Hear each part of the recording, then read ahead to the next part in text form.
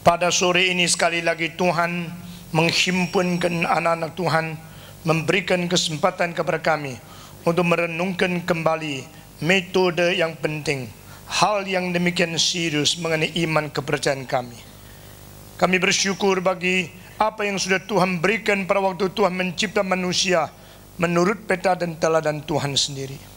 Kami bersyukur bagi kemungkinan untuk berfikir tentang kebenaran-kebenaran yang Tuhan ciptakan, bahkan juga untuk menerima kebenaran dari diri pencipta itu sendiri. Kami bersyukur untuk Roh Kudus yang disebut Roh kebenaran, Roh yang mengwahyukan kebenaran kepada orang-orang yang boleh menerima kebenaran. Tuhan telah memberikan kepada kami kemungkinan untuk menyadari, kemungkinan untuk menerima kebenaran yang ajaib itu. Kami serahkan jam malam ini di dalam tangan Tuhan. Kami berdoa kiranya Roh-Mu yang kudus memimpin kami, memimpin pikiran yang sudah Tuhan ciptakan di dalam diri kami masing-masing, sehingga kami boleh menaklukkan diri ke bawah iman kepercayaan yang agung yang menuju kepada kebenaran Tuhan sendiri. Pakailah hamba-Mu, pakailah setiap jiwa kami, dan kami akan membagi-bagikan iman kepercayaan yang agung kepada orang lain karena kebenaran. Kami bersyukur ya Tuhan. Kami bersyukur dalam nama Yesus Kristus, Juru Selamat kami yang hidup. Amin. Mari kita membaca bersama-sama dari Ibrani pasal ke-11. Membaca ayat 1, 2, 6, 8, dan 13. 1, 2, 6, 8, dan 13.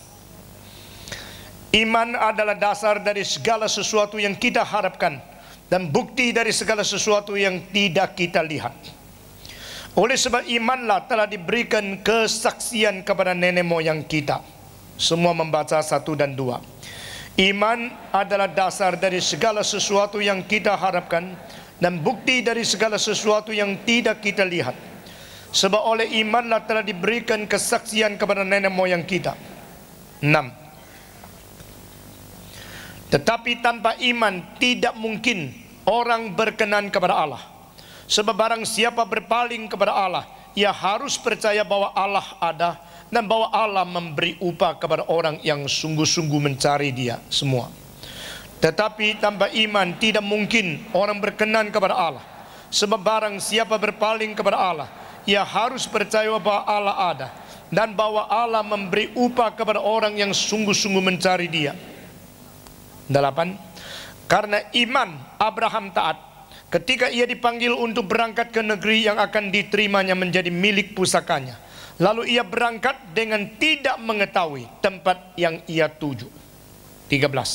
Dalam iman mereka semua ini telah mati sebagai orang-orang yang tidak memperoleh apa yang dijanjikan itu, tetapi yang hanya dari jauh melihatnya dan melambai-lambai kepadanya, dan yang mengakui bahwa mereka adalah orang asing dan pendatang di bumi ini. Orang asing dan pendatang di bumi ini. Saya mengajak saudara membaca bersama-sama ayat ketiga. Ayat ketiga, semua membaca. Karena iman kita mengerti bahwa alam semesta telah dijadikan oleh firman Allah, sehingga apa yang kita lihat telah terjadi dari apa yang tidak dapat kita lihat. Ayat 3 ini penting sekali. Saudara-saudara kalau melihat ayat 7, ayat 2, lalu ayat 8, ayat 13, seolah-olah ada hal-hal yang bersifat konflik di sini. Tanpa iman tidak seorang diperkenan oleh Allah. Tanpa iman tidak seorang disenangi oleh Tuhan. Itu maksudnya. Dan orang yang beriman, mereka tidak memperoleh apa yang dijanjikan sampai mereka mati. Tetapi mereka lihat dari jauh. Lihat dengan apa? Melihat apa? Mungkinkah orang yang tidak mendapatkan apa-apa sudah melihat apa yang akan didapat itu? Tetapi mereka tidak dapat sampai mati. Mereka melihat dari jauh. Pada waktu Abraham dipanggil, dia dipanggil dengan iman kepercayaan yang diperkenan oleh Allah. Lalu Abraham itu taat panggilan itu berdasarkan iman menunjukkan tindakan. Iman ditunjukkan di dalam tindakan. Sehingga tindakan menjadi bukti iman. Tindakan dilihat oleh manusia, tetapi iman dilihat oleh Tuhan Allah. Iman kepercayaan yang diakui oleh seseorang selalu tidak dilihat oleh orang lain. Tapi iman kepercayaan seseorang yang dilihat oleh Allah perlu dinyatakan di dalam ketaatan sebagai tindakan yang wujud sehingga bisa menjadi saksi di hadapan manusia yang lain. Abraham taat dengan tidak mengetahui kemana, tidak tahu. Tetapi ayat ketiga di sini dikatakan, karena iman kita mengerti bahwa alam semesta telah dijadikan oleh firman Allah, sehingga apa yang kita lihat telah terjadi daripada apa yang tidak dapat kita lihat. Ayat yang ketiga ini menjadi satu ayat yang banyak saya gumuli dan menjadi berkat yang besar di dalam epistemologi Kristen saya. Istilah epistemologi tidak ditemukan di dalam kamus Inggris biasa. Ini ditemukan di dalam kamus filsafat. Epistemologi adalah teori mengenai pengetahuan. Ilmu pengetahuan tentang bagaimana kita berpengetahuan. Jadi bukan sains, tetapi the science of the knowledge, yang membahas tentang sumber, sifat, batas, kemungkinan, dan keakuratan, kredibilitas daripada pengetahuan itu. Mungkinkah manusia mempunyai pengetahuan? Mungkinkah manusia tahu?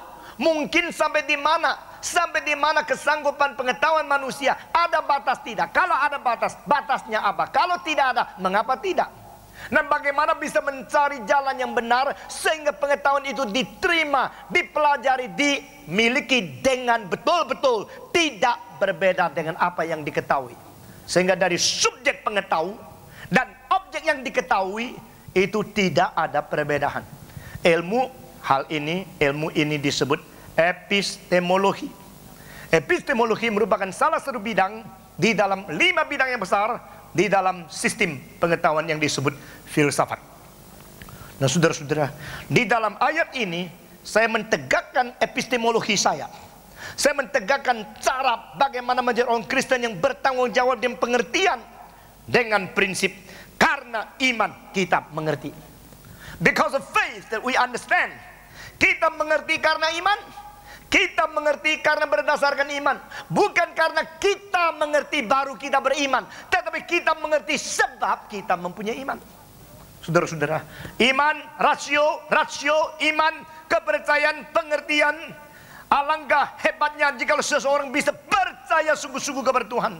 Tapi alangkah berbahagianya jika dia mengerti mengapa dia percaya. Saudara-saudara, hanya percaya tetapi tidak mengerti mengapa percaya mengakibatkan kita selalu tidak mempunyai pegangan dan tidak mempunyai hak untuk menyatakan iman kepada orang lain.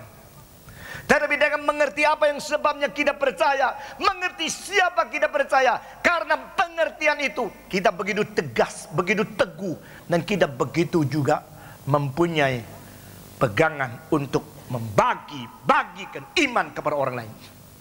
Mengalami anugerah Tuhan merupakan sepihak, tetapi mengerti anugerah yang dialami itu pengertian tentang anugerah yang dialami menjadi satu aspek yang lain yang penting.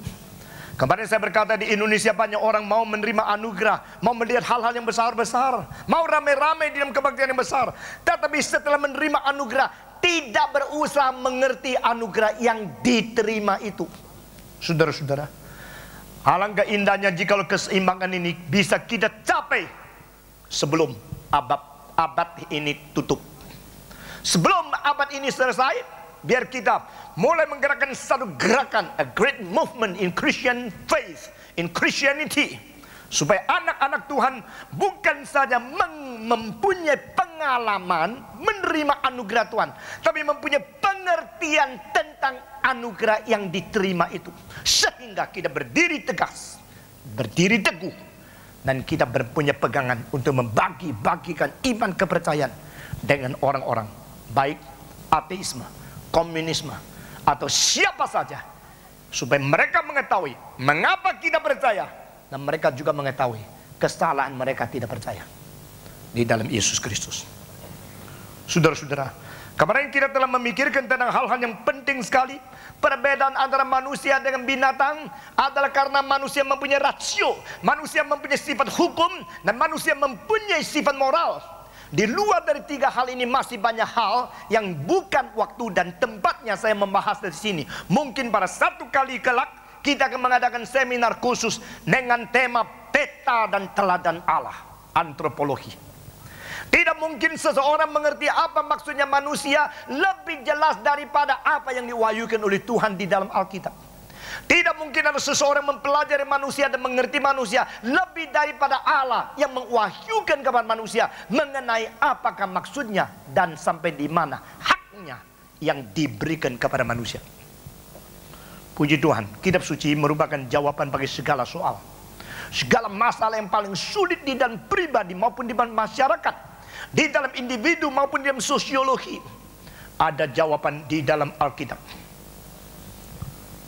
Saya kira banyak orang Kristen sudah menerima pertanyaan, menerima statement ini, menerima ungkapan yang sikat ini. Kitab suci ada jawaban, tetapi sulitnya adalah tidak tahu pertanyaannya di mana. Manusia berbeda dengan binatang, manusia berbeda dengan segala makhluk, karena manusia dicipta menyerupai akan penciptanya. Di sini keagungan dan menyerupai akan penciptanya, mempunyai satu hak yang khusus, yang rasio. Itu sebab kalau orang Kristen tidak mementingkan rasio, atau orang Kristen mentiadakan fungsi rasio di dalam kepercayaan atau sistem iman kita, maka kita telah menjual sesuatu hak yang penting di dalam diri kita masing-masing. Tetapi silakan pula jika orang Kristen memperilah rasio, sehingga rasio yang dicipta dipermutlakkan seperti Allah yang mencipta. Di sini dia akan mengalami kesulitan lebih banyak lagi. Jadi saya minta saudara memperhatikan hal ini. Jangan mentiadakan rasio dan jangan memperilahkan rasio. Jangan menyangkal fungsi rasio dan jangan memperdewa rasio. Rasio hanyalah salah sesuatu fungsi yang tinggi sekali yang dicipta oleh Tuhan di dalam diri manusia, yang menyerupai Tuhan pencipta itu sendiri. Maka rasio bukan tidak ada gunanya. Rasio juga bukan setara dengan Tuhan Allah. Kemarin saya berkata, science is not nothing. Science is not everything. Science is something. Demikian hari ini saya berkata kepada saudara dengan prinsip yang sama. Reasoning is not nothing. Reasoning is not everything. And reasoning is just something. Rasio itu bukan tidak ada nilainya. Sebagaimana sebagian orang Kristen dan pemimpin-pemimpin yang tidak bertanggung jawab mengatakan jangan pakai rasio, jangan pakai pikiran, asal percaya saja. Saya tidak mau engkau menjadi orang Kristen semacam demikian. Kalau pemimpin-pemimpin sendiri tidak mau pikir, dia mengharapkan gerejanya diisi dengan orang-orang yang tidak perlu pikir, maka orang bodoh memimpin orang bodoh, jadi gereja bodoh. Hanya pemimpin yang bodoh yang takut orang-orang dipimpin berpikir lebih banyak daripada dia sendiri. Saudara-saudara, saya tahu apa yang saya kerjakan, saya tahu peperangan yang sulit yang saya kerjakan sekarang. Karena kita menghadapi satu zaman yang mau tidak mau harus kita bergumul untuk menghadapi teknologi dan ilmu pengetahuan yang makin lama makin memuncak dan populer di dalam benua Indonesia kita ini. Jika kita tidak mempersiapkan dari sekarang, mungkin di dalam beberapa puluh tahun kemudian Indonesia akan mengalami satu era atau satu jangka waktu yang disebut post-Christian era, yaitu sudah lewat zaman Kristen. Pada waktu engkau melihat Borobudur yang agung, engkau lihat lagi kok di daerah Islam. Dulu pernah jaya, tapi sudah lewat. Saya tidak mengharapkan kekristenan menjelajah ke dalam satu era yang disebut post-Christian era. Pada waktu itu, gedung-gedung gereja masih ada, tapi orang sudah kosong di dalam. Saya tidak mau melihat itu. Itu sebab kita berjuang, supaya kita mengetahui bahwa kita harus mempergunakan rasio sebaik mungkin untuk memuliakan nama Tuhan, tetapi tidak boleh menjadikan rasio itu Tuhan. A Christian must be rational. We should optimize, use our reasoning power, but we must not be rationalist. Orang Kristen harus rasional, orang Kristen harus berpikir, orang Kristen harus memikirkan rasio sebaik-baik mungkin, tetapi tidak diperbolehkan orang Kristen memperdewa rasionya, mempermutlakkan rasionya, mempersamakan rasio dengan Tuhan Allah. Tidak. Allah adalah pencipta rasio. Rasio adalah dicipta oleh Allah. Bagaimanapun pencipta dan yang dicipta selalu mempunyai satu hal yang penting yang saya sebut sebagai qualitative difference. Perbedaan secara kualitas, perbedaan secara zat, perbedaan secara esensi, perbedaan kualitas. Berarti yang cipta dan yang dicipta pasti tidak sama. Tidak boleh kita memperilahkan rasio. Alangkah bodohnya jika seseorang mengatakan hal ini tidak bisa diterima oleh akal saya. Karena tidak masuk akal, maka saya tidak terima. Yang tidak masuk akalku semua bukan kebenaran. Orang semacam demikian telah salah mempermutlak rasio yang sendirinya tidak mutlak. Memperluas batas rasio menuju kepada tidak berketerbatasan yang tadinya sebenarnya mempunyai keterbatasan. Saudara-saudara, jikalau kita menjadi orang rasional, maka kita harus mempergunakan daya pikiran kita sebaik mungkin. Jikalau kita tidak memperdewakan rasio, maka kita mengetahui bagaimanapun kita mempergunakan rasio kita tetap ada batasnya. Di dalam kedua hal yang penting ini kita mencari jalan yang benar. Di situ kita menemukan penaklukan rasio kepada kebenaran. Sekali lagi saya mengulangi kalimat-kalimat ini. Sebagai orang Kristen kita harus mempergunakan rasio sebaik mungkin, memikirkan segala sesuatu dengan daya pikiran yang diberikan oleh Tuhan semaksimal mungkin. Ini merupakan satu kewajiban, satu obligasi, sesuatu hal yang diberikan hak khusus kepada manusia. We should use our reasoning power as good as possible. Secara maksimal kita memakai rasio kita, tetapi kita tidak boleh memperdewa rasio, tidak boleh memperilahkan rasio. Di tengah-tengah tidak memperilahkan dan mempergunakan sebaik mungkin, bagaimana sikap kita? Kita harus mengetahui bahwa rasio kita ada batas. Jikalau rasio itu kita ada batas, maka di luar batas apakah masih ada sesuatu kebenaran? Jika ada kebenaran, bagaimanakah rasio itu bisa bertanggung jawab kepada hal yang di luar batas itu? Di situ perlu sesuatu tindakan penaklukan rasio kepada kebenaran. Kemarin saya berkata kebenaran lebih besar daripada yang mengerti kebenaran. Yang mengerti kebenaran akan mengalami perubahan dari tidak mengerti menjadi mengerti, dari kosong menjadi berisi, dari salah menjadi benar. Karena kebenaran membenarkan, karena kebenaran mengisi, karena kebenaran memenuhi, karena kebenaran mencerahkan. Barang siapa yang mengerti kebenaran, pasti hidupnya dari kegelapan menjadi terang. Hidup dari sempit menjadi luas, dari tidak bebas menjadi bebas. Yesus Kristus berkata, ketahuilah olehmu tentang kebenaran, maka kau akan dimerdekakan. Puji Tuhan. Ini salah satu kalimat yang paling agung di dalam keadaan manusia yang berrasio untuk menikmati hidup semaksimal mungkin. Orang yang kaya duit tidak tentu bebas, tapi orang yang kaya kebenaran pasti bebas.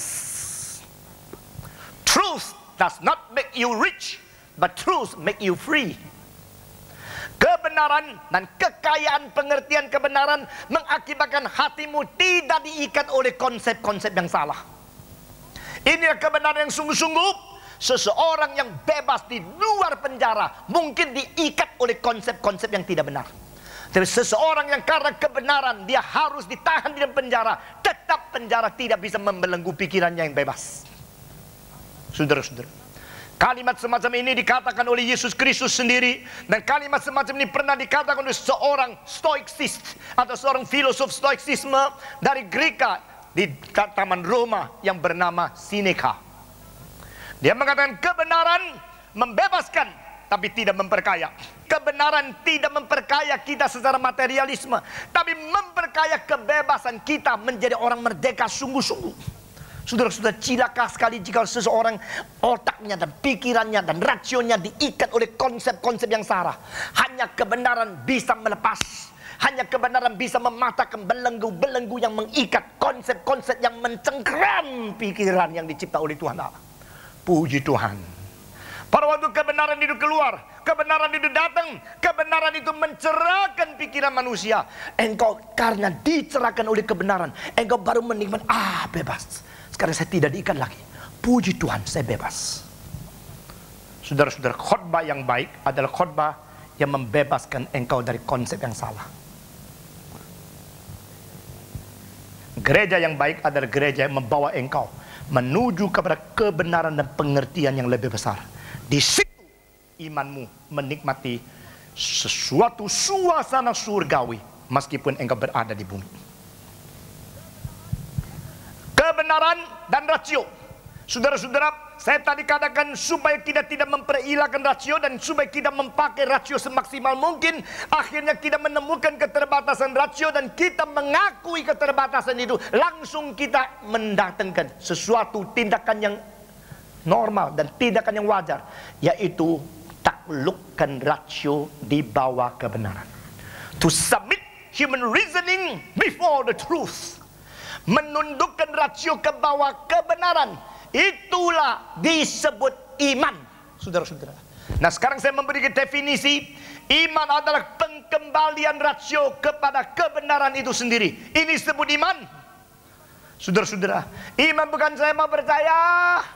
Percaya apa? Tidak tahu, pokoknya percaya. Itu bukan iman. Iman bukan satu pengertian di dalam otak. Sesudah itu selesai, berhenti, menerima, mengaku. Berapa banyak yang belajar agama, di dalam angka pelajaran agama dapat 9, 10, 9, tetapi dia belum percaya kepada Tuhan dengan sungguh-sungguh. Iman bukan penyetujuan rasional. Iman bukan mengatakan sesuatu dari mulut selesai. Iman adalah penaklukan rasio semaksimal mungkin dipergunakan, tetapi akhirnya takluk kepada kebenaran. Itu iman. Kebenaran, iman, dan rasio. Apakah hubungan antara iman, rasio, dan kebenaran? Iman adalah membawa rasio kembali kepada kebenaran. Dan pengembalian rasio kepada kebenaran, pengembalian itu disebut iman. Saudara-saudara, inilah iman, inilah kepercayaan. Maka orang yang beriman, rasionya tidak negatif. Orang yang beriman, rasionya tidak terikat. Orang yang beriman, rasionya menuju kembali kepada diri kebenaran yang menciptakan rasio itu. Ini artinya iman. Di dalam pengertian seperti ini, di dalam definisi semacam demikian, kita orang Kristen harus belajar baik-baik, lalu berdiri memberikan jawaban kepada siapapun yang berani menantang iman kita. Amin. Amin. Saudara malas jawab, mungkin belum mengerti. Seorang Kristen yang betul-betul bertanggung jawab adalah orang Kristen yang berdiri dengan tegas, karena rasio dia sudah tunduk kepada kebenaran, dan dia mengerti kebenaran lebih daripada rasio itu. Kebenaran lebih besar, kebenaran lebih agung, kebenaran lebih tinggi dari rasio. Rasio yang tunduk itu sudah dipergunakan dengan baik untuk mengembalikan fungsi rasio semaksimal mungkin kembali kepada kebenaran. Dan akhirnya dia berdiri dan berani menerima dan bisa menjawab segala tantangan secara prinsipil.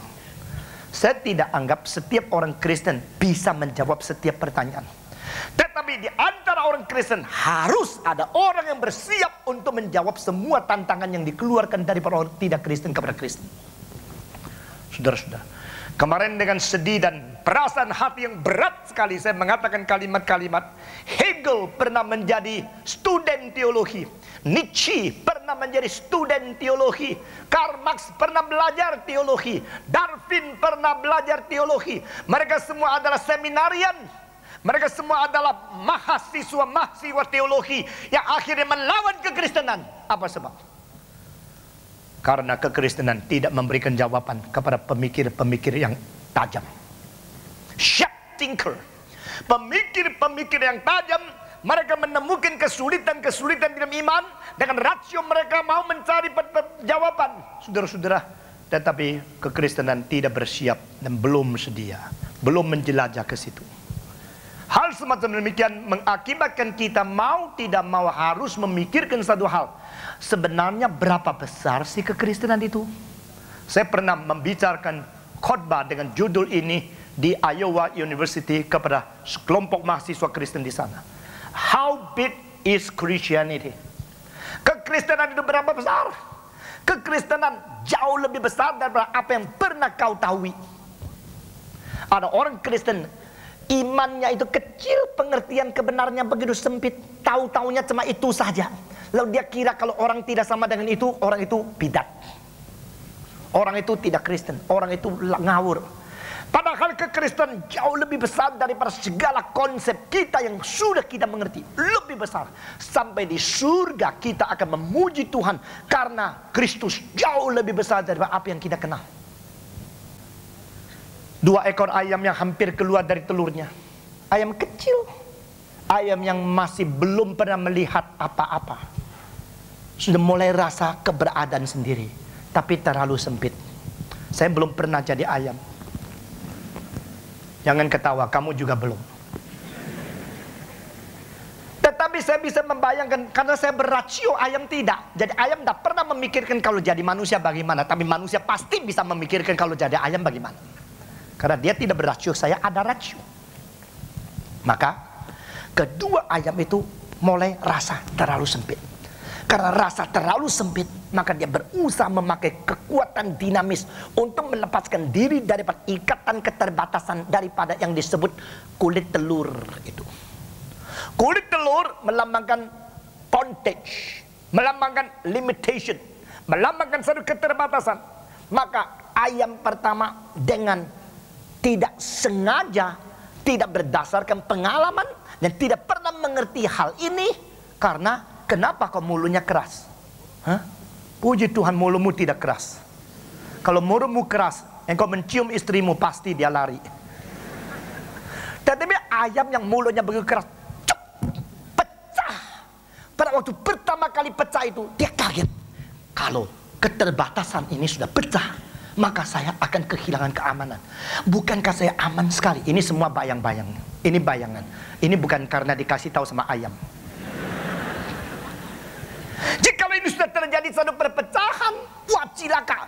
Sesuatu hal yang belum pernah saya alami, yaitu cahaya besar dari matahari masuk dari lubang. Apa itu lubang? Lubang itu di luar pengalaman. Apa itu cahaya begitu besar? Di luar pengalaman. Apakah itu pecah? Di luar pengalaman. Selama saya hidup, yaitu dari ada ayam sampai sekarang, belum pernah ada lubang di sini. Ini bukanlah satu bungkusan yang begitu memperdamaikan saya, menjamin keamanan saya, tapi karena kenapa kok mulut saya dia bisa pecah. Sesudah pecah ada cahaya yang terang. Pertama, karena hal melawan pengalaman hidup saya, maka saya tolak. Ini sama semacam daya dasar, insting untuk menolak hal yang berlain dengan saya. Seperti engkau pertama kali dengar khotbah Stephen Tong, engkau melawan. Lama-lama biasa. Saudara-saudara, waktu cahaya itu masuk, dia menolak. Tetapi lama-lama membiasakan cahaya itu, lalu mulai mengintip dari lubang kecil. Atau ngintip, heran sekali, warna di luar ada yang merah, ada yang kuning, ada yang putih, ada yang biru. Dan bukan saja demikian, bentuk-bentuk jauh lebih indah daripada lingkungan di dalam ini. Itu disebut penerobosan. Setelah penerobosan itu berarti, maka dia mengatakan, lubang ini adalah akibat tindakan cucut saya memecahkan. Dia cucut, bikin besar lubang itu. Setelah besar, akhirnya kepala ayam pertama keluar. Setelah keluar, dia baru tahu, langit tidak setinggi kepalaku. Bumi tidak sebesar kanan kiriku. Tanah tidak sedangkal kulit yang berada di bawah kaki telapakku. Langit begitu tinggi, pohon begitu besar. Rumput-rumput pun bagi kita kecil, bagi ayam kecil itu seperti pohon yang besar. Dia melihat alam semesta, mulai lihat. Waktu dia lihat, dia mulai ketakutan, masuk lagi. Karena belum biasa. Tapi masuk lagi, masuk ke mana? Telur sudah pecah. Tidak ada tempat yang boleh dikatakan masuk lagi, yaitu memperpendek kepala sedikit. Dia mulai bicara dengan bahasa Indonesia. Hei ayam yang lain, kamu masih berada di dalam kulit telur kah? Ayam yang B bilang, maksudmu apa? Semua ayamnya di dalam telur. Semua ayam di dalam telur? Tidak, saya tidak. Ya, mungkin engkau gila. Engkau sudah abnormal, sudah sakit jiwa, engkau sudah tidak beres. Oh tidak, saya tidak mungkin kembali ke tempatmu. Engkau akan mengalami apa yang gue alami. Apa sih engkau ngomong? Meskipun bahasa Indonesia, tapi bahasa yang abnormal, bahasa yang di luar pengalaman, di luar rasio kita. Kalau mereka mempunyai rasio, ini hanya umpama. Saudara harus dengan rasio pikirkan kalau ayam itu, kalau umpama mereka itu bisa bicara seperti manusia. Padahal manusia itu manusia, ayam itu ayam, ayam bukan manusia, manusia bukan ayam, dan tidak ada hubungan darah sama sekali. Cuma yang berasio bisa pikir, yang tidak berasio tidak. Kebetulan kau bukan ayam, maka kau bisa pikir. Ayam yang masih berada di telur mengatakan, gila lu. Oh, enggak gila saya. Bodoh lu, saya enggak bodoh. Tahu tidak, langit, tahu. Kepersis di atas kepalaku itu langit. Itu bukan langit, itu langit-langit. Ya ini, selain ini ada apa lagi? Lihat. Waktu dia lihat, karena penerobosan belum ada, tak mungkin dia melihat. Saudara-saudara, kembali di sini. Iman adalah penglihatan kepada sesuatu yang belum dilihat. Iman adalah sesuatu dasar dari segala sesuatu yang kita harapkan, dan bukti dari segala sesuatu yang tidak kita lihat. Itu iman. Saudara-saudara, saudara jikalau bisa melihat sesuatu yang engkau belum lihat, bisa mengharap sesuatu yang engkau mengharap, dan bisa mempunyai dasar kepercayaan kepada apa yang kau harapkan, dan sesuatu bukti terhadap hal yang kau belum lihat, engkau adalah orang beriman. Tetapi bukti itu harus mempunyai dasar di dalam kredibilitas dari oknum Allah yang tidak berdusta. Kalau tidak, iman itu tetap ada tahyul. Di sini kita harus memperbedakan di mana iman kepercayaan orang Kristen yang benar dan iman orang Kristen yang tidak benar. Di Malaysia ada dua perempuan yang tidak nikah. Satu tidak nikah, satu sudah umur 40 lebih dan sudah dibuang oleh suaminya. Karena emosi mereka rasa dunia terlalu sedih, mereka memerlukan Tuhan. Agama bagi mereka menjadi tempat pelarian. Tempat pelarian fakta, mereka datang ke gereja nangis-nangis di situ, akhirnya katanya dapat Roh Kudus. So dapat Roh Kudus mereka bisa bicara seperti Yesus. Lalu mereka bergeloso lari ke sini sana, naik mimbar, tegur majelis, maki-maki orang Kristen. Katanya Roh Kudus, katanya. Mereka datang kepada seorang anak perempuan yang jatuh dari tempat waktu main basket bola, jatuh, sudah kecekluk, sesudah itu bengkak, akhirnya kanker. Lalu kedua perempuan yang dipenuhi Roh Kudus berdiri dan berkata, saya adalah Yesus, saya akan menyembuhkan engkau pelan-pelan. Jangan takut dan tidak perlu ke dokter. Majelis kebingungan. Ini benar nggak? Ini Roh Kudus nggak? Mereka mau pikir, kok belum pernah pikir hal ini. Mau terima, kok tak pernah melihat ada contoh seperti ini. Tanya pendeta ini, tanya pendeta itu. Kebetulan saya tiba memimpin kebaktian. Ada orang ceritakan hal ini kepada saya. Bagaimana pandanganmu? Saya bilang, mari kita dengan mentaklukkan rasio kepada kebenaran Tuhan Allah, kitab suci, untuk menangani hal ini. Pertama, pernahkah di dalam Alkitab seseorang yang dipakai Tuhan untuk menyembuhkan orang lain menyebut diri Yesus? Tidak ada. Pernahkah Roh Kudus memenuhi seseorang lalu menangkan saya Yesus, saya Yesus? Tidak pernah. Pernahkah Yesus menyembuhkan orang dengan berkata, pelan-pelan saya sembuhkan? Tidak ada. Saudara pakai pikiran, pakai rasio, taklukkan rasio kepada firman. Kalau tidak, kekristenanmu mungkin bahaya luar biasa. Saya mengatakan, itu roh yang jahat, bukan Roh Kudus. Pak Stephen Tong terlalu berani. Pastor Impong menghujat Roh Kudus. Saya bilang, jangan memfitnah saya. Mengapa engkau mengatakan saya menghujat Roh Kudus? Karena engkau mengatakan itu bukan Roh Kudus. Jadi kalau saya mengatakan itu bukan Roh Kudus, engkau merasa saya menghujat Roh Kudus. Tetapi kalau itu memang bukan, kau mengatakan iya, kau telah mempersalahkan. Yang bukan Roh Kudus disebut Roh Kudus. Itu adalah ketidaksetiaan yang luar biasa. Saudara-saudara, kalau malam-malam jam 12 ada seorang laki-laki datang, mengatakan buka pintu, saya suamimu, atau kesenangan langsung buka, goblok. Karena memang suami sudah lama tidak pulang, saya menginginkan dia cepat pulang. Sekarang dia mengatakan dia suami saya, cepat buka. Saudara-saudara, Tuhan sudah tahu kemungkinan kebodohan dan kepolosan Kristen yang tidak memakai rasio sehingga bisa ditipu oleh setan semacam ini. Itu sebab Alkitab mengatakan jangan percaya segala roh, harus mengujinya. Ini bukan perkataan saya. Roh yang asli, Roh Kudus, Roh Allah memperbolehkan manusia dan memerintahkan manusia jangan menerima semua roh, harus uji. Kalau ada satu roh mengatakan jangan uji, percaya saja. Roh itu pasti berbeda dari roh Alkitab yang memerintahkan kita uji. Saudara-saudara, langsung dia mengatakan jangan ke dokter, tak usah takut, pelan-pelan saya akan menyembuhkan engkau karena saya Yesus.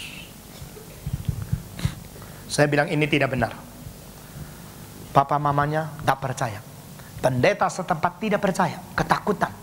Kirim orang dari Malaysia naik mobil ke Singapura untuk cari beberapa pendeta yang lebih tua dari saya karena lebih berpengalaman katanya.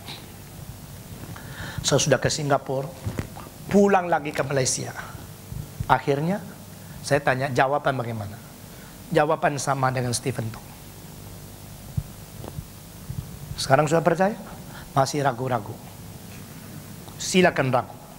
Keraguan itu hak manusia secara asasi. Keraguan merupakan step pertama mungkin menuju ke berpengertian yang lebih. Saya selalu menyambut dengan baik orang yang meragu-ragu dengan jujur. Saudara-saudara, asal kau betul-betul motivasimu mencari kebenaran, silakan ragu. Termasuk meragukan apa yang saya katakan, silakan. Sebagai hamba Tuhan, saya seumur hidup hanya berani mengadakan segala sesuatu dengan kejujuran dan motivasi yang benar. Tidak ada hal lain. Itu sebab saya menghargai siapapun yang berani mencari kebenaran dengan jujur. Dan dengan kejujuran itu engkau berhak meragukan. Silakan. Lalu papanya bukan Kristen, mamanya Kristen.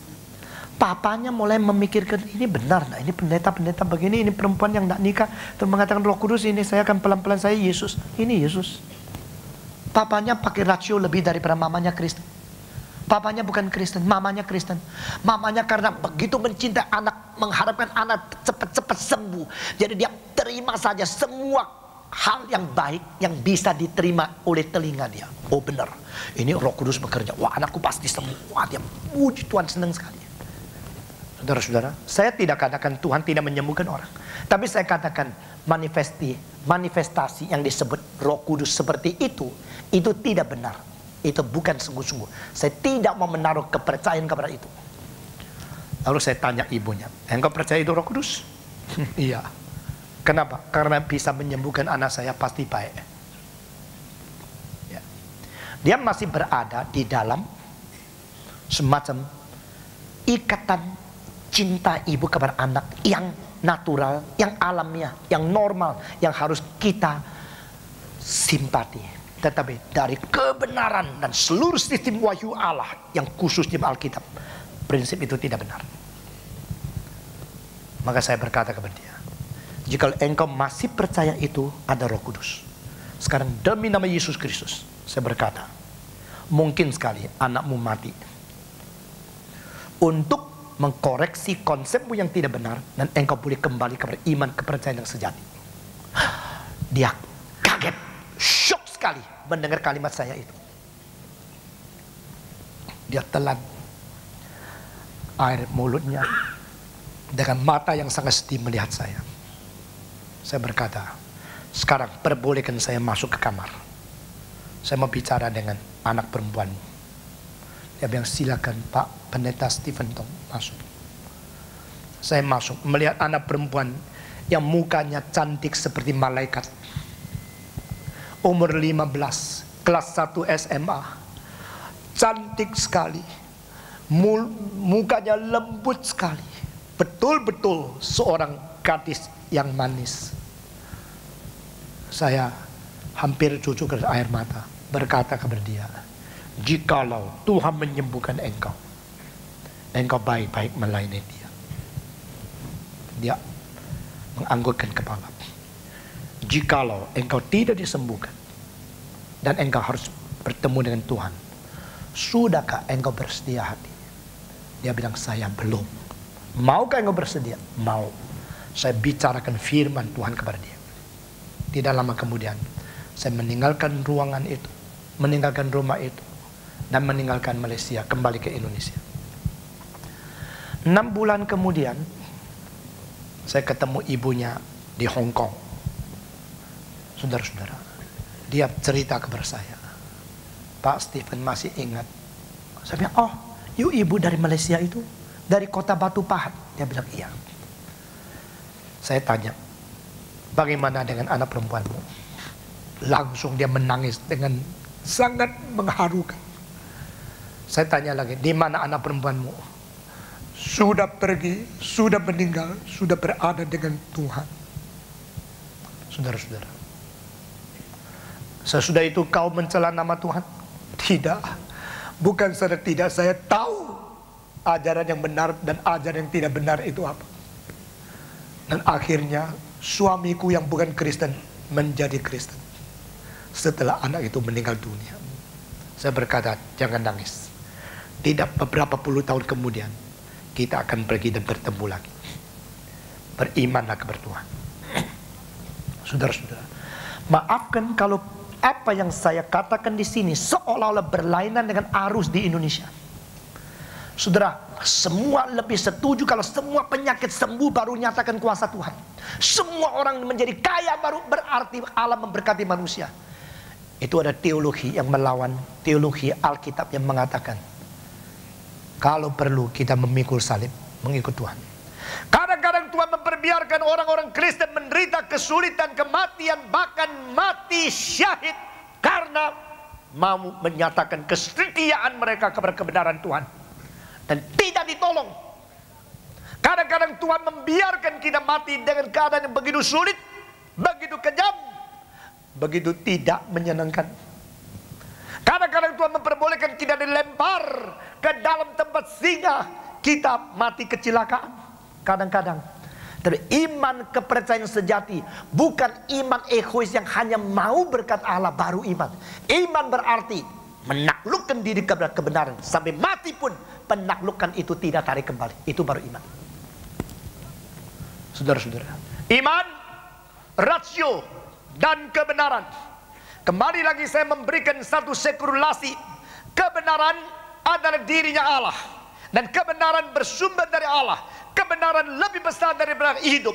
Kebenaran lebih besar dari rasio yang berada di dalam hidup. Kebenaran itu kekal adanya. Rasio adalah dicipta oleh Tuhan karena manusia dicipta menurut peta dan teladan Tuhan.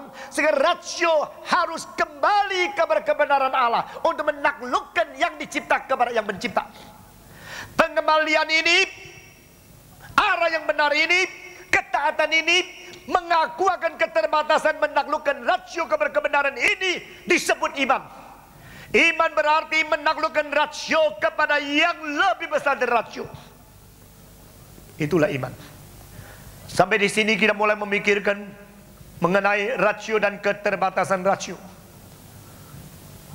Apakah rasio mempunyai keterbatasan? Apakah rasio mempunyai limitasi?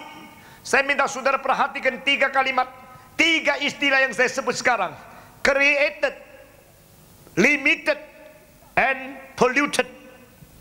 Dicipta, dibatas, dan dikotori.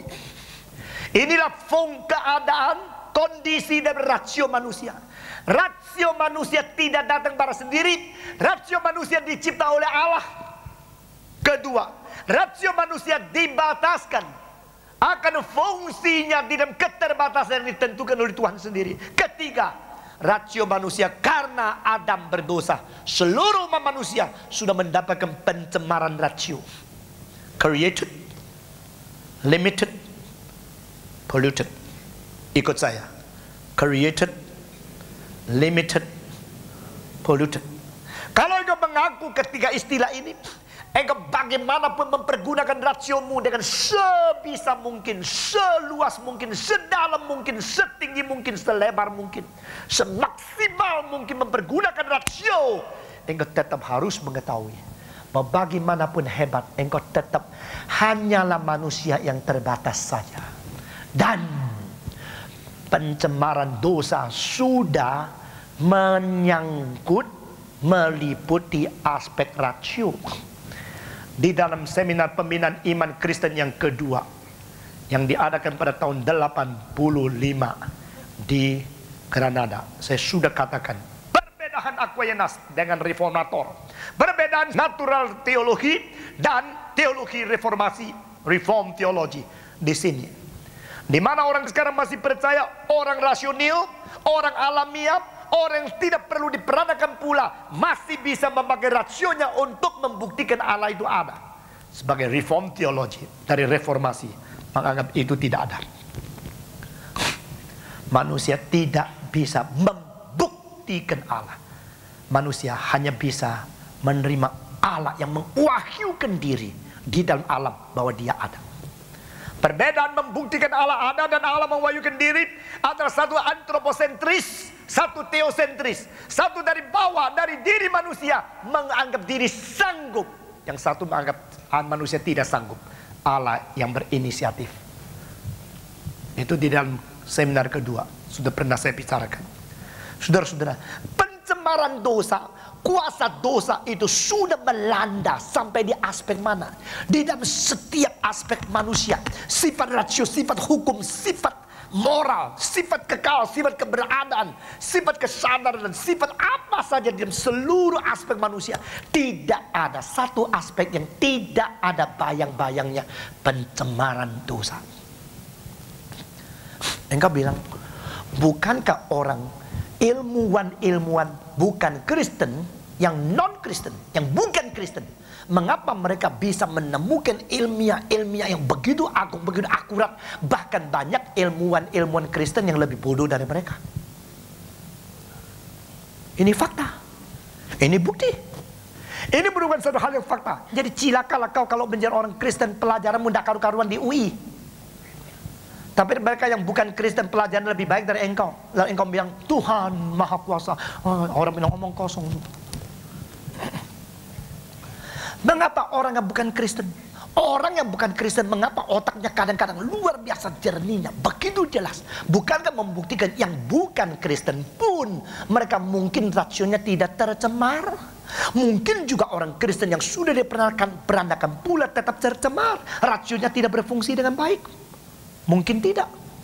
Saya tidak menjawab menurut pertanyaan ini, tapi saya berkata kepada saudara, jikalau orang-orang ilmuwan yang bukan Kristen boleh menemukan segala pengetahuan secara akurat sekali, karena rasio mereka berfungsi begitu jernih, begitu bebas, begitu baik, mengapakah mereka tidak mengakibatkan pengembalian kemuliaan kepada dirinya Allah?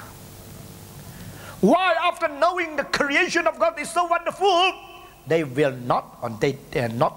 not glorifying God as the source of all science and knowledge. Apa sebab?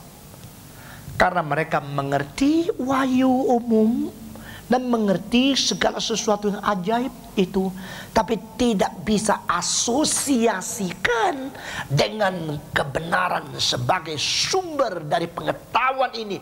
Akhirnya mereka tidak sanggup mengembalikan kemuliaan. Mereka menjadi memuliakan diri.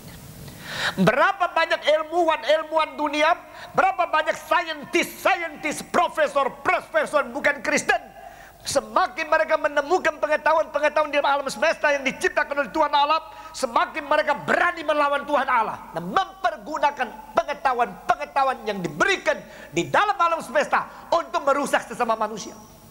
Saudara-saudara, obat perangsang seks bukan dibikin oleh orang-orang goblok, orang bodoh, tapi dibikin oleh orang-orang yang pinter, orang-orang yang berrasio, orang-orang diberikan pikiran yang tajam, diberikan IQ yang tinggi, dan mempunyai kesanggupan untuk menemukan ilmu-ilmu yang besar sekali. Tetapi mungkin juga ilmu itu menjadi satu alat, senjata untuk melawan, untuk membunuh, untuk merusak sesama manusia. Bukankah sains itu sendiri tidak netral? Bukankah sains itu sendiri di bawah penguasaan sesuatu arah sifat dosa manusia?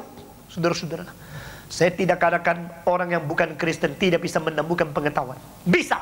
Orang belum diselamatkan, orang yang tidak diselamatkan, orang yang berdosa besar bisa menemukan pengetahuan yang tinggi-tinggi. Tetapi kaitan segala itu yang ditemukan di dalam dunia ciptaan dengan kebenaran pencipta, selalu asosiasi integrasi itu lepas. Saudara-saudara, kita bertekad mendirikan lembaga Reform Injili Indonesia. Salah satu maksud yang paling mulia dan tinggi, yaitu menciptakan orang Kristen yang mengetahui tugas mereka sebagai orang Kristen harus bagaimana memancarkan cahaya kemuliaan firman di bidang mereka masing-masing. Di dalam seminar kedua dan ketiga saya tegaskan ini berapa kali. Saudara harus menjadi ilmuwan Kristen yang baik, menjadi profesor Kristen yang baik, menjadi dokter Kristen yang baik. Selama engkau menjadi orang Kristen, ikut kebaktian sampai sekarang, berkali-kali engkau bertemu dengan yang lain. Di manakah perubahan mutu Kristenmu di bidangmu masing-masing? Jikalau itu belum terjadi, belum capai engkau mengintegrasikan rasio dengan iman, profesi dengan agamamu di dalam hal membesarkan kemuliaan Allah di dalam kebenaran yang diwahyukan. Saudara-saudara, kita akan masuk sekarang ke dalam hal yang dipikirkan oleh rasio. Kategori-kategori daripada penjelajahan rasio. Pikiran manusia berpikir. Men are created in order to think. Saudara-saudara, di antara banyak hal yang lain, kita sekarang menyempit kepada satu aspek. Manusia dicipta untuk berpikir. Hampir tidak ada manusia yang tidak berpikir.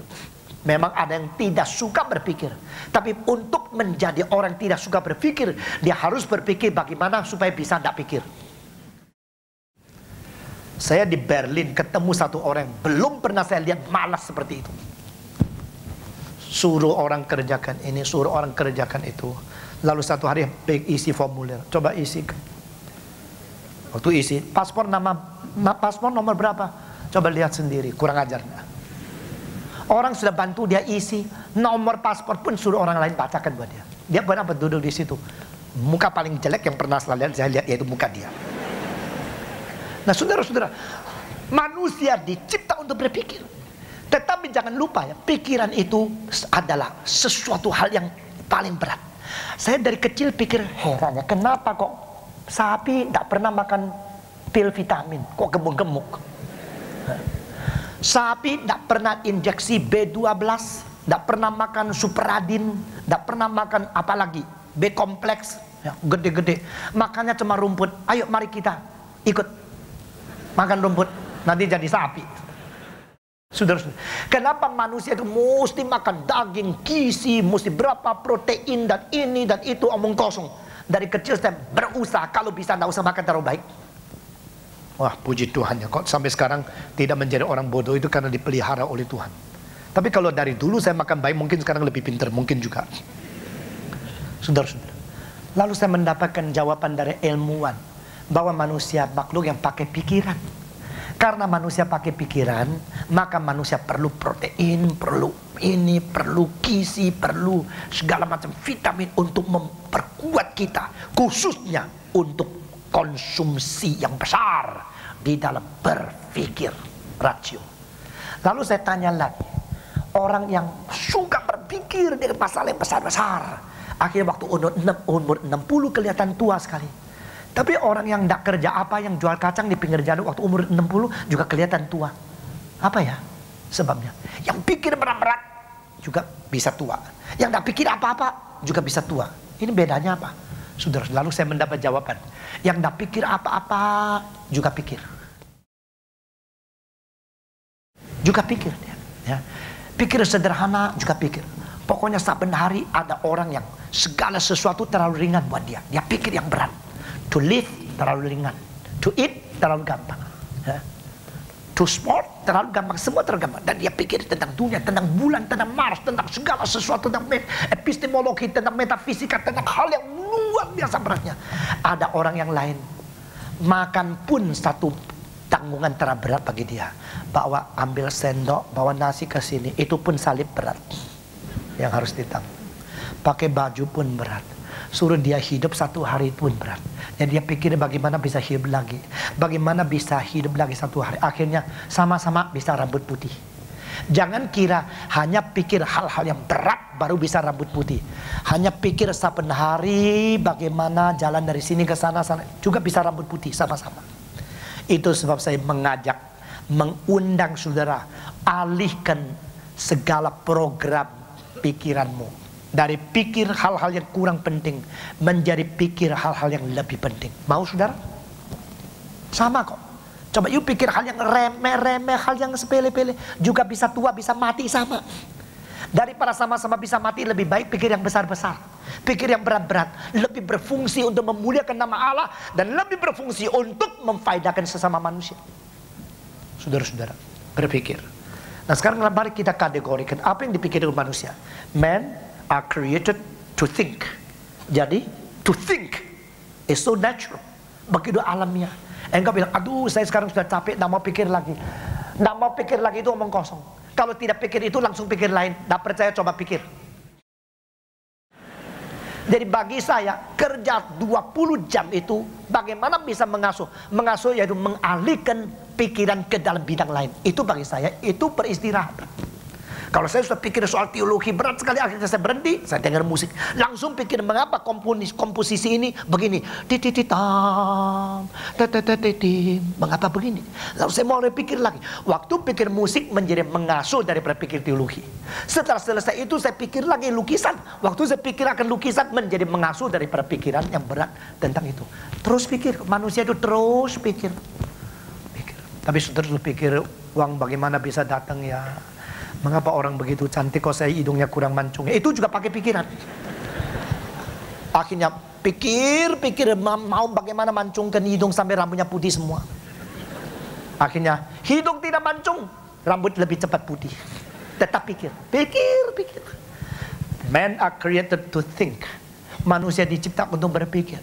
Anak kecil pikir, sampai tua berpikir. Rasio bekerja. Nah saudara-saudara, rasio berpikir. Pada waktu rasio berpikir, paling sedikit bisa digaris menjadi 3 bidang pikiran di dalam pikiran rasio. Pertama, kita memikirkan hal-hal di luar, di bawah diri manusia. Kedua, kita memikirkan tentang di dalam dan di dalam diri manusia. Ketiga, kita memikirkan hal yang lebih tinggi, lebih jauh dan melampaui diri manusia. Jadi under man, in man, above man. Di bawah manusia, di dalam diri manusia, dan di atas manusia. Yang di bawah manusia itu apa? Itu merupakan alam. Saudara-saudara, yang di dalam diri manusia itu apa? Yaitu diri atau manusia. Yang di atas manusia itu apa? Itu adalah Allah. Saudara-saudara, Allah, manusia, alam, semua. Allah, manusia, alam. Di mana manusia? Di tengah. Siapa di atas? Allah. Apa di bawah? Alam. Allah di atas. Alam di bawah. Lam, tutup mulut. Lah, buka mulut. Terbuka kepada sistem terbuka. Tertutup pada sistem tertutup. Alangkah indahnya bahasa Indonesia. Kita dicipta di tengah-tengah Allah dan alam. Saudara.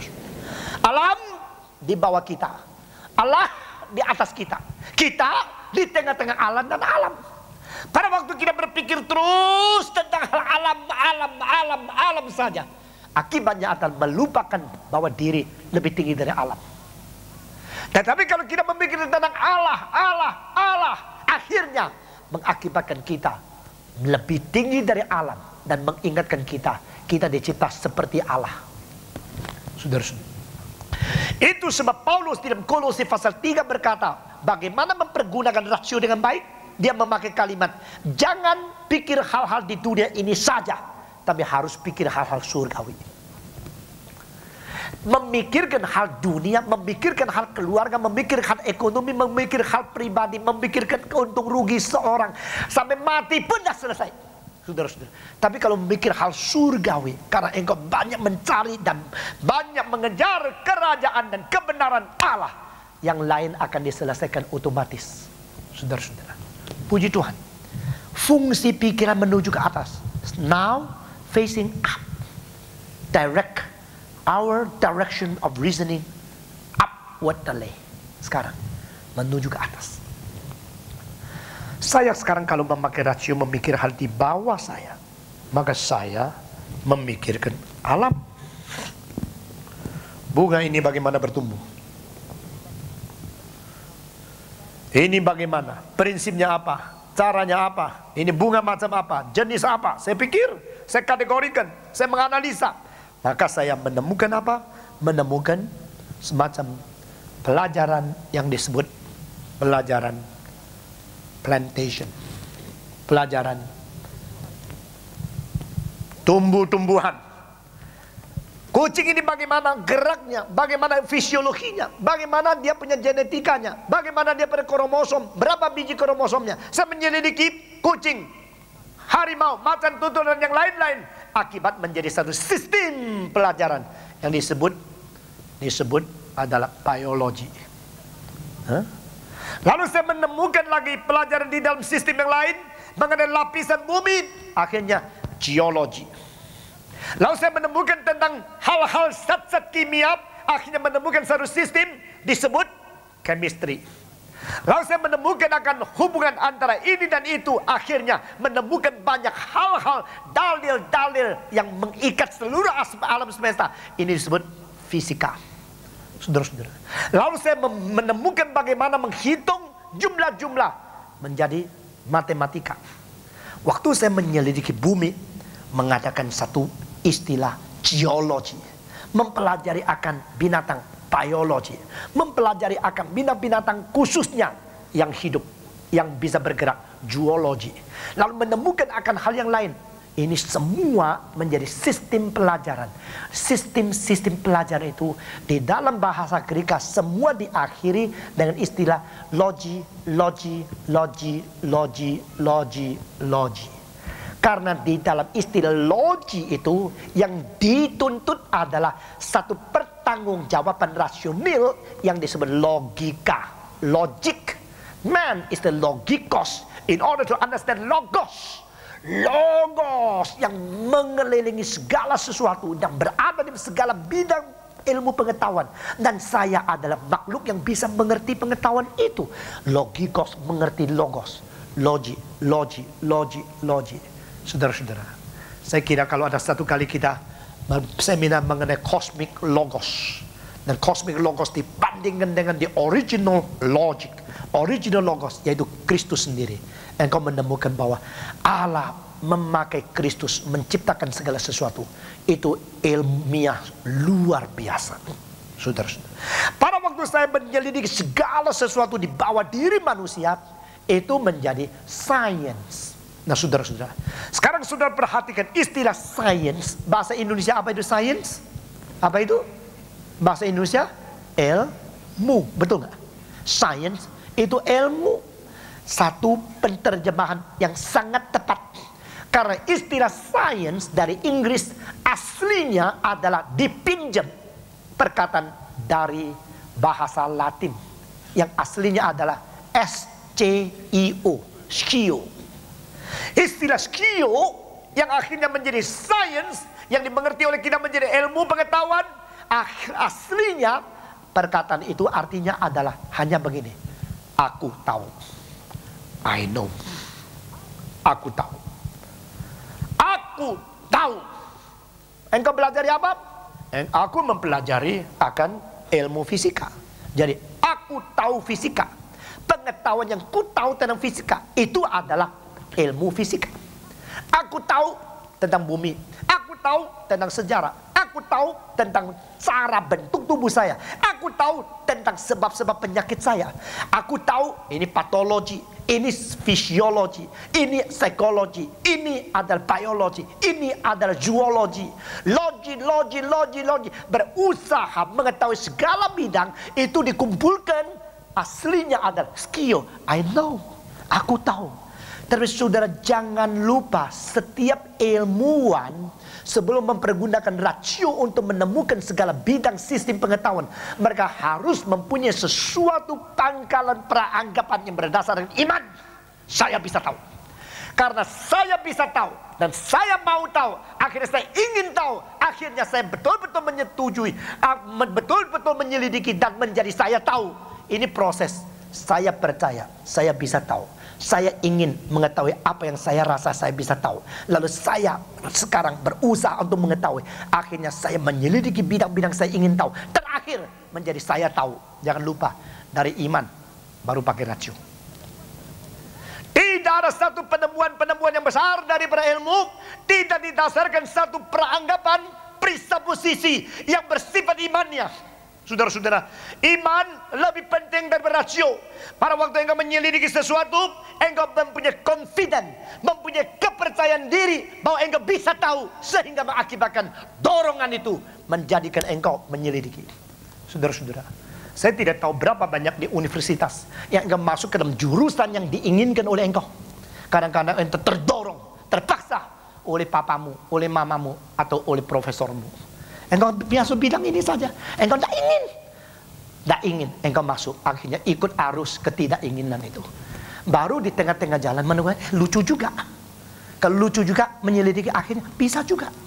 Tetapi penemuan-penemuan yang besar, penemuan-penemuan invensi ilmiah yang besar selalu berdasarkan satu peranggapan. Peranggapan itu adalah satu confidence. Saya bisa tahu. Ada kemungkinan bagi saya untuk tahu. Iman itu yang mendorong dia untuk mengetahui. Dan tindakan penyelidikan dan eksperimen selalu berdasar akan satu peranggap confident. Itu iman mendahului pengetahuan. Siapa bilang iman tidak ada di dalam pengetahuan? Siapa bilang berasio boleh melawan iman? Siapa bilang kalau rasio sudah bekerja iman dibunuh? Ini semua tidak benar. Biar di dalam bidang ilmiah pun sendiri tidak lepas daripada iman. Jangan orang-orang belajar ilmu separuh-paruh lalu melawan, menghina agama seolah-olah mereka tidak beriman.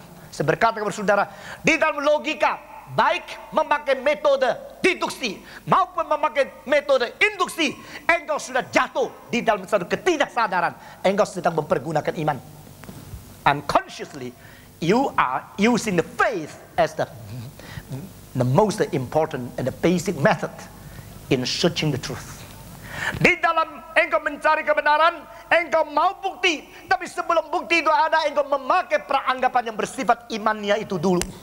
Saudara-saudara, kita ambil contoh dari deduksi, dari silogisme yang berasal daripada orang Greek yang bernama Aristotle. Aristotle mempunyai pengaruh luar biasa. Pada waktu dia hidup di dalam dunia, pengaruhnya belum besar seperti sesudah dia mati 1500 tahun. Saudara-saudara, setelah Aristoteles meninggal dunia 1500 tahun, 3 agama beramai-ramai membawa kembali rasio yang pernah diperkuat dan pernah digunakan menjadi sesuatu idola yang baru untuk menggabungkan dengan agama mereka supaya dianggap cukup intelektual. Saya rasa lucu sekali. Maka Aristoteles yang sudah mati 1500 tahun dijunjung tinggi kembali, didudukkan di atas takhta oleh Thomas Aquinas yang mewakili kekristenan, oleh Moses Maimonides yang mewakili Yudaisme, dan oleh Averroes dan Avicenna yang mewakili agama Islam. Ketiga agama yang menyatakan diri menerima wahyu, padahal saya tidak terima kalau wahyu itu ada pada semua agama. Ketiga agama semua mau menyatakan diri cukup intelektual, cukup rasional, maka mereka menjunjung tinggi membawa kembali satu pengaruh yang sudah berhenti 1500 tahun di dalam sejarah, yaitu Aristotelian methodology in reasoning, kembali junjung tinggi di atas takhta akademis teologi mereka. Saudara-saudara, mari kita kembali kepada Aristotle. Aristotle memulai akan silogisme dengan 3 tahap untuk menemukan kebenaran. Pakai rasio. Pertama, umpama satu premise yang besar adalah semua orang bisa mati. Premise yang kedua yang dianggap premise kecil, Stephen Tong adalah orang. Maka konklusi kebenaran, maka Stephen Tong bisa mati. Gampang kan? Semua orang harus mati. Stephen Tong adalah orang. Akhirnya, maka kebenaran yang kita temukan, Stephen Tong harus mati. Terima? Terima. Stephen Tong pun terima. Tapi jangan lupa, pada waktu premise mayor yang dipergunakan di dalam deduksi ini, saudara-saudara, deduksi dengan premise mayor yang pertama, semua orang bisa mati. Ini satu hal yang belum dibuktikan. Engkau bilang, sudah kok, aku lihat orang-orang semua mati. Loh, kalau engkau lihat orang semua mati, kan termasuk engkau lihat dirimu mati. Baru semua mati. Kalau semua mati, dirimu belum mati, belum semua masih kurang satu toh. Loh, saudara tidak kerja rasiomu. Saudara-saudara, engkau bilang, saya lihat semua sudah mati. Kalau semua sudah mati, engkau lihat berarti belum semua. Karena yang lihat belum mati. Engkau bilang semua mati, pasti dirimu mati. Kalau dirimu sudah mati, tidak ada orang lihat. Kalau tidak ada orang lihat, teorimu tetap tidak jadi. Engkau mengatakan, saya lihat semua orang bisa mati, maka semua pasti mati. Engkau hanya lihat yang sudah mati, belum lihat yang belum mati. Yang belum mati mungkin tidak mati, mungkin dirimu tidak mati. Engkau bilang, ya kira-kira juga bisa mati. Kira-kira.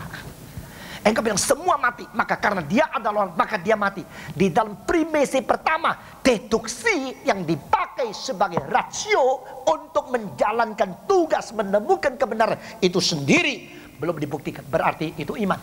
Nah, saudara-saudara, ilmu pengetahuan pun tidak lepas dari iman. Ilmu pengetahuan tidak lepas dari berkonfidensi untuk menemukan sesuatu. Ilmu pengetahuan dan metodologi baik deduksi maupun induksi premise pertama memerlukan iman kepercayaan. Saudara-saudara, jadi kalau engkau mengatakan saya lain, engkau orang Kristen bodoh, engkau harus beriman tanpa bukti. Saya tanpa bukti saya tidak bisa beriman. Saya orang rasional. Saya bilang omong kosong. Dirimu telah beriman untuk menerima sesuatu hal yang engkau rasa engkau lebih rasional dari orang lain. Saudara-saudara, buktikan ini supaya saya percaya. Lihatkan kepada saya supaya saya percaya. Kalau saya bisa pikir dengan masuk akal, saya baru mempercaya. Ini merupakan hal-hal yang selalu tonjol, selalu kelihatan, selalu terdengar di kuping kita pada waktu kita menghadapi kaum intelektual. Saudara-saudara, termasuk dirimu, termasuk diri saya. Dulu saya mempunyai kepercayaan seperti ini, yaitu kalau bisa masuk akal saya, baru saya percaya. Tapi saudara-saudara, kalau bisa masuk akal saya, berarti akal saya menjadi penguji terakhir. Akal saya menjadi batu ujian yang terakhir. Yang tidak cocok dengan akal saya bukan kebenaran. Yang cocok dengan akal saya itu kebenaran. Jikalau demikian berarti akalmu lebih besar dari kebenaran. Dan kebenaran harus takluk kepada akalmu. Padahal akalmu itu apa sih? Saudara-saudara, kita masuk ke dalam tahap kedua. Waktu engkau berkata sekarang saya tidak lagi memikirkan tentang hal ini, bagaimana kitab ini bisa dijilid, bagaimana arloji ini dibikin, bagaimana ini kacamata ini dipasang, bagaimana buku ini bisa ditulis, bagaimana ini senter ini bisa dikerjakan, bagaimana ini gelas plastik bisa begitu ringan bisa menahan air begitu banyak. Engkau mikirkan akan segala dalilnya, akhirnya engkau sudah bosan. Manusia kalau sudah bosan pikir hal-hal di luar manusia, mulai pikir diri manusia. Nah saudara-saudara, bagaimana sih saya ini? Tangan kok bisa gini ya? Lucu. Bisa gini. Ha? Ini badan bisa mengeluarkan postur yang berapa macam banyak. Coba lihat orang balai. Bukan balet, bacanya balai. Sekaligus saya bikin betul. Saudara-saudara, balai itu lembutnya. Lebih indah dari senam. Karena di dalam balai itu mau menyatakan emosi luar biasa. Bukan hanya teknik badan saja. Di dalam lagu yang begini, keluar badan yang begini. Dan itu di dalam balai, cara gerak-gerik itu sampai bisa menyentuh hatimu. Tak percaya sudah. Saudara-saudara, itu kemungkinan tubuh manusia sampai di mana sih? Kalau saya lihat di kaca, tubuh saya sudah jelek luar biasa. Itu anak muda yang main balai, wow, seperti malaikat kurang 2 sayap saja. Betul-betul indah luar biasa. Tubuh pria, tubuh wanita dicipta oleh Tuhan begitu lincah, begitu fleksibilitas, begitu hebat, sehingga kemungkinan itu begitu besar. Bukan saja memikirkan tubuh. Lalu saya pikir, saya ini kalau makan masuk sini, kok akhirnya kok jadi rambut, herannya. Hah? Ada yang jadi alis. Kalau rambut mesti panjang, alis mesti pendek. Kalau terbalik gimana? Wah, ini saya pikir, karena manusia diciptakan untuk berpikir kan. Man are created to think. Mulai pikir, herannya orang hitam itu makan nasi putih kok kulitnya hitam. Heran. Ayam putih sama ayam hitam itu pintar mana? Ayam hitam bisa keluarkan telur putih. Ayam putih kok nggak bisa keluarkan telur hitam. Engkau boleh pikir kan? Pikir tentang diri manusia. Akhirnya mulai pikir, oh pikiranku bagaimana berpikir. Nah ini lucu sekarang, saudara-saudara. Pikiranku bagaimana berpikir. How can my thinking think? Huh? I am thinking about my thinking. So I'm using my thinking to think about my thinking. Dengan pikiranku, aku berpikir tentang bagaimana pikiranku itu berpikir. Yang pikir apa? Pikiran. Yang dipikirkan, pikiran. Dan pikiran sedang memikirkan dalam pikiran. Di sini, perhatikan. Rasio sudah datang kepada gang buntu yang tidak sadar. Pada waktu saya memikirkan tentang bunga, saya subjek, bunga objek. Subjek dan objek itu berbeda. Pada waktu saya pikirkan tentang pikiranku bagaimana berpikir, pikiran itu objek dan pikiran itu subjek. The mixture between subject and object. Mungkinkah? Saudara-saudara, jangan kira dengan segala pikiran, dengan otakmu, rasiomu, segala sesuatu yang kau bisa jelas. Bagaimana pikiranmu berpikir pun, engkau coba pikir akan tidak mengerti bagaimana berpikir. Itu sudah gang buntu. With my thinking, I'm thinking about my thinking. Dengan pikiranku, aku berpikir tentang pikiranku. Yang dipikirkan, pikiran. Yang memikir, pikiran. Untuk apa? Untuk pikir. Pikir apa? Pikir dia bagaimana berpikir. Untuk apa? Untuk tahu bagaimana dia berpikir. Waktu mau tahu dia bagaimana berpikir, caranya yaitu pikir. Jadi sedang pakai pikiran untuk pikiran bagaimana berpikir. Ini mungkin tidak. Ini tidak mungkin. Akhirnya jatuh di dalam satu siklus. Kata siklus sendiri yang tidak habis-habisnya. Saudara-saudara, rasio mempunyai keterbatasan. Iya. Di sini saya berkata kepada saudara, pada waktu engkau memakai pikiran untuk memikir pikiran bagaimana berpikir, saudara hanya bisa menemukan paling banyak syaraf-syaraf yang mana, yang dari otak bagian mana, yang akan melangsungkan kewajiban untuk berpikir. Tetapi proses pikiran, apa yang terjadi dalam sel-sel, dan bagaimana bisa begini, waktu pikiran itu bekerja, bagaimana ajaib, itu tidak ada satu orang bisa fatum kepada terakhirnya itu, kecuali pencipta pikiran itu sendiri. Saudara-saudara, seorang sastrawan dari Amerika yang bernama Emerson, dia mengatakan, singgungan yang terbesar dari mata itu dia lihat segala sesuatu, tapi tidak bisa lihat sendiri. Betul nggak? Inilah satu ironis. Mata melihat segala sesuatu, mata tidak pernah lihat mata sendiri. Engkau bilang lihat pakai kaca, itu melihat bayang-bayangnya, bukan melihat dirinya. Mata kanan pun tidak bisa melihat mata kiri. Coba lihat, kecuali Kero. Saudara-saudara, kalau mata kanan bisa melihat mata kirimu, engkau hebat sekali. Yang paling cilaka, yang hidungnya mancung, lebih tidak lihat lagi. Demikian pikiran mau mengerti segala sesuatu, tapi pikiran itu bisa mengerti pikiran itu sendiri, tidak gampang dan boleh dikatakan ada limitasinya. Saudara-saudara, tetapi justru di sini rasio manusia mengalami gang buntu, manusia tidak ngakui. Sekarang manusia mau melompat lagi, Bukan memikirkan tentang hal di bawah saya. Bukan hanya memikirkan hal di dalam diri saya. Memikirkan hal yang lebih tinggi dari saya. Manusia memikirkan tentang Allah. Saudara-saudara, I am thinking about God. Dengan rasio yang diciptakan, mau memikirkan, mau mengerti, mau menemukan Allah pencipta rasio. Saudara-saudara, ini merupakan satu gurau yang terlampau besar. Ini merupakan satu keberanian yang terlampau besar. Dengan rasio yang dicipta, mau menemukan Allah pencipta rasio, itu merupakan ketidakmungkinan. Namun demikian, manusia merasa diri bisa memikirkan dan bisa menemukan Allah dengan rasio. Saudara-saudara, saya berkata kepada saudara, saya tidak memutuskan harapan bagi umat manusia. Manusia bisa mengerti Allah, tapi bukan berdasarkan rasio yang dicipta, berdasarkan pengwahyuan Allah kepada manusia yang dikasihani. The initiative of God to reveal Himself. Allah rela mengwahyukan diri kepada manusia. Allah rela mencerahkan kebenaran yang besar tentang diri Dia merasio manusia, sehingga rasio yang terbatas dicerahkan oleh cahaya wahyu, dicerahkan oleh kebenaran, dan rasio itu boleh melihat dan kembali kepada kebenaran. Saudara-saudara, dan di dalam 3 tahap tadi, saya hari ini memperpanjang, dan tidak memperpanjang supaya banyak hal, bahan yang penting-penting bisa saudara terima.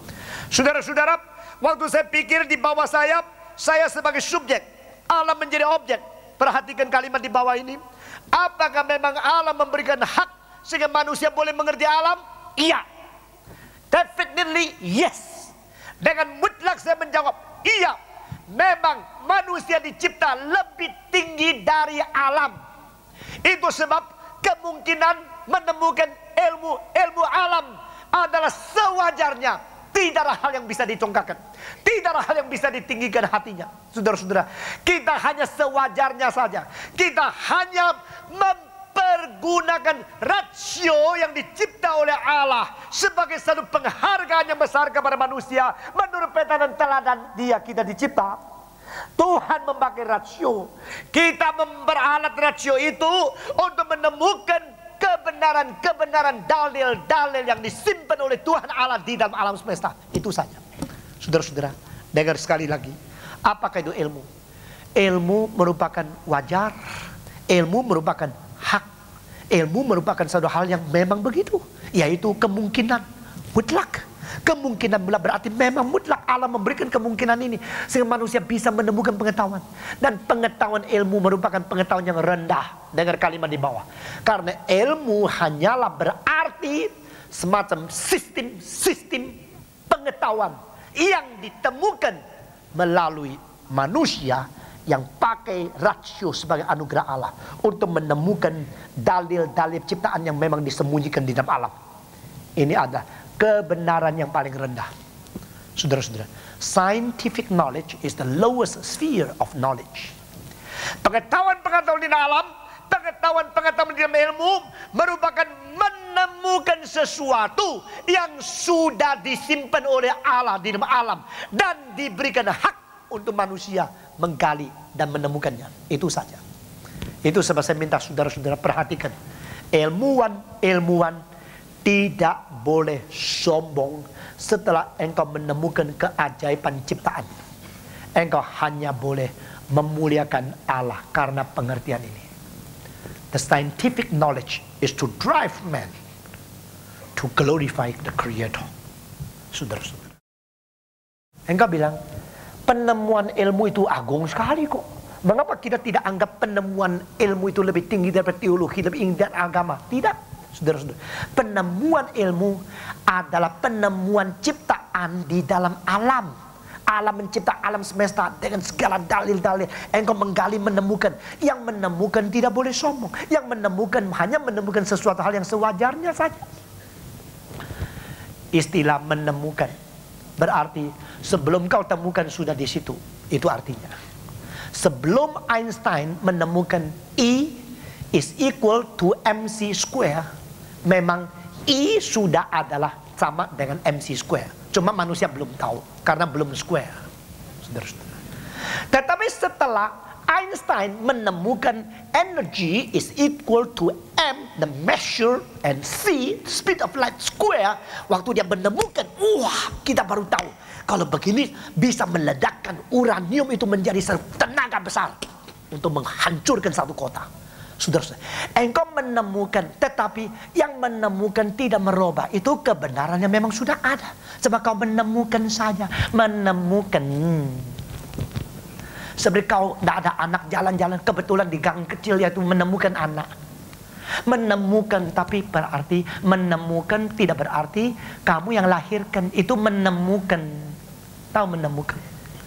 Menemukan itu disebut discovery. Discovery dari asalnya discover. Dan discover berarti discover. Itu saja. Jadi apa itu ilmu? Ilmu berarti membuka rahasia oleh tenaga manusia. Apa itu teologi? Membuka rahasia oleh Allah. Jadi di sini saya minta perhatikan dua istilah. Pertama, discovery from man-centered effort, and revelation from God-centered effort. Perhatikan lagi. Wahyu adalah buka rahasia yang buka Allah, inisiator Allah, untuk memberitahu kepada kita rahasia tentang diri Allah sendiri. Penemuan ilmu adalah buka rahasia yang buka manusia, yang dibuka alam. Pada waktu manusia membuka rahasia alam, manusia menemukan segala dalil-dalil, hukum-hukum fisika dan kimia dan segala sesuatu. Kita menemukan kita sedang menikmati apa yang diciptakan oleh Tuhan di dalam alam semesta ini. Waktu engkau menemukan, saya tidak menemukan apakah hak manusia menjadi sombong karena menemukan sesuatu ilmu. Sekali lagi, saya tidak anggap rasional kalau seseorang menemukan sesuatu lalu menganggap diri berjasa luar biasa besar. Sama seperti ilustrasi di bawah ini. Kalau malam ini engkau masuk ke dalam dapur, engkau menemukan kepiting yang sudah masak enak, dan hal-hal yang lain, dan makanan-makanan yang luar biasa, soto yang luar biasa harumnya, dan ada juga makanan-makanan yang luar biasa enaknya. Saya tidak tahu saudara suka makan apa, pikir sendiri saja. Saudara, karena engkau hanya menemukan fakta-fakta sebagai ciptaan Allah yang ajaib saja. Saudara-saudara, jikalau demikian, biarlah semua ilmuwan mengembalikan kemuliaan kepada Allah. Inilah teologi reform. Inilah yang diperjuangkan dalam reformasi. Ini sesuatu hal kekristenan yang ketat. We should glorify and give back all the glory and honor to God, because He is the creator, He is the master of the universe. Kita hanya menemukan. Setelah menemukan, engkau sekarang membagi-bagikan apa yang kau temukan kepada manusia yang lain, supaya mereka juga memuliakan Tuhan Allah karena apa yang mereka ketahui melalui engkau membagi-bagikan penemuan itu. Itu disebut education. Saudara-saudara, pendidik-pendidik adalah orang yang membagi-bagikan rahasia pengetahuan kepada orang lain, supaya mereka dengan dia boleh bersama-sama memuliakan Tuhan Allah. Saudara-saudara, apakah motivasimu menjadi profesor? Apa motivasimu menjadi doktor, menjadi dosen, menjadi guru di dalam sekolahmu? Untuk cari nafkah, untuk cari uang? Engkau kalah daripada semut-semut yang tidak ada motivasi lain kecuali cari makan. Saudara-saudara, jika orang Kristen tidak mengetahui bahwa di dalam hidup saya, di dalam profesi saya, di dalam bidang apa saja saya berada, harus memuliakan nama Tuhan, lebih baik engkau tidak menjadi orang Kristen. Saya harap jika engkau mengetahui dan sadar mengapa engkau menjadi orang Kristen, menjadi profesor Kristen, menjadi dosen Kristen, menjadi polisi Kristen, menjadi jaksa Kristen, menjadi dokter Kristen, engkau menjadi pedagang Kristen. Bukan hanya cari uang dengan segala macam cara yang tidak benar, lalu memberikan uang, lalu menjadi majikan pendeta-pendeta. Saya lihat salah satu gejala yang rusak. Orang kaya bikin kelompok, lalu undang pendeta menjadi pegawainya. Saya tidak akan menjadi pegawai orang kaya siapapun. Saudara-saudara, saya minta kau bertobat dan ingat kembali kau menjadi pedagang Kristen. Harus berlainan dengan pedagang yang lain. Taklukkan diri kepada kebenaran dan pikir baik-baik bagaimana memuliakan nama Tuhan. Jadi profesor Kristen, jaksa Kristen, mahasiswa Kristen, dokter Kristen, polisi Kristen, apa saja. Ingat, kembalikan kemuliaan kepada Tuhan Allah. Saudara-saudara, saya akan berhenti di sini malam ini Dengan terakhir, pengetahuan ilmu itu agak rendah di lapisan bawah, karena menyelidiki hal yang dicipta oleh Allah bagi manusia. Tetapi manusia bukan dicipta bagi alam. Alam dicipta bagi manusia, manusia tidak dicipta bagi alam. Itu sebab manusia lebih tinggi dari alam. Pengetahuan alam tidak boleh melampaui kategori yang ditentukan di dalam prinsip Alkitab. Kiranya Tuhan mendapatkan kemuliaan melalui kita masing-masing. Mari kita berdoa.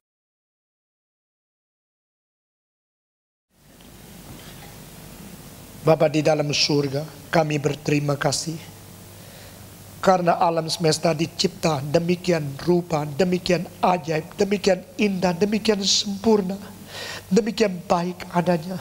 Meskipun kami tidak terlalu puas, kadang-kadang kami melihat kesulitan dan bencana alam dan segala hal yang konflik, yang berlainan dengan pikiran kami, yang tidak memuaskan kami. Tapi kami bersyukur kepadamu. Ini hanya membuktikan bukan alam kurang baik, bahwa diri manusia jauh lebih tinggi dari alam, sehingga bernilai untuk menilai, mengkritik dan kurang puas terhadap alam. Tuhan, kami bersyukur pula kalau kami boleh diberi kemungkinan untuk mengerti pengetahuan alamiah. Kami diberikan hak untuk menemukan apa yang Tuhan ciptakan sebagai kebenaran-kebenaran ciptaan di dalam ciptaan Tuhan Allah sendiri. Kami berterima kasih, segala sesuatu ini mengakibatkan pengertian yang benar ialah mengembalikan kemuliaan kepada Sang Pencipta yang agung itu. Sadarkan kami dan jadikan kami orang Kristen yang benar-benar taat dan mengikuti Tuhan. Kami berdoa pula ya Tuhan untuk seminar malam ketiga besok malam.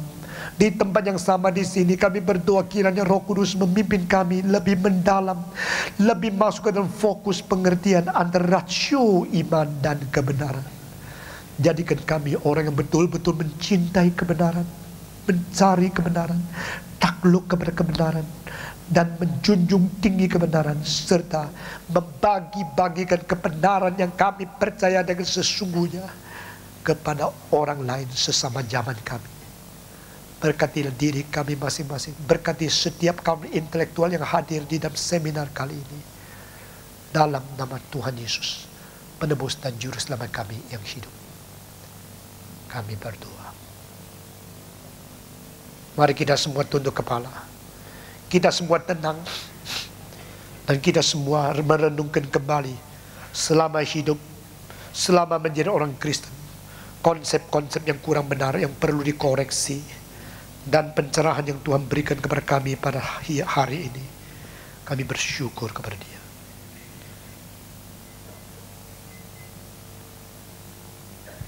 Bolehkah saya menanya satu pertanyaan pada waktu semua masih tunduk kepala? Siapa berkata, Tuhan, saya berterima kasih. Selama 2 hari, 2 seminar ini, banyak pikiran dan konsep saya yang mulai dirubah. Dan saya mengerti hubungan antara iman, rasio, kebenaran lebih teliti dan lebih teratur sesuai dengan pimpinan Rohmu. Saya berterima kasih. Barang siapa yang bersyukur kepada Tuhan, mau mengucapkan terima kasih atas pimpinan Tuhan dalam 2 malam ini, dipersilakan dengan hormat, acungkan tangan di hadapan Tuhan, berkata, puji Tuhan, imanku dikuatkan, hal-hal yang penting saya mengerti, saya bersyukur kepada Tuhan. Acungkan tangan saudara, sesudah itu turunkan, puji Tuhan, puji Tuhan, puji Tuhan, puji Tuhan. Saya kira beribu-ribu orang sudah acungkan tangan, tangan diturunkan, tangan diturunkan. Mari kita mengucapkan terima kasih dengan nyanyian Bapa terima kasih dari sedalam-dalamnya lubuk hati kita masing-masing semua. Bapa terima kasih, Bapa terima kasih, Bapa di dalam surga, ku terima kasih.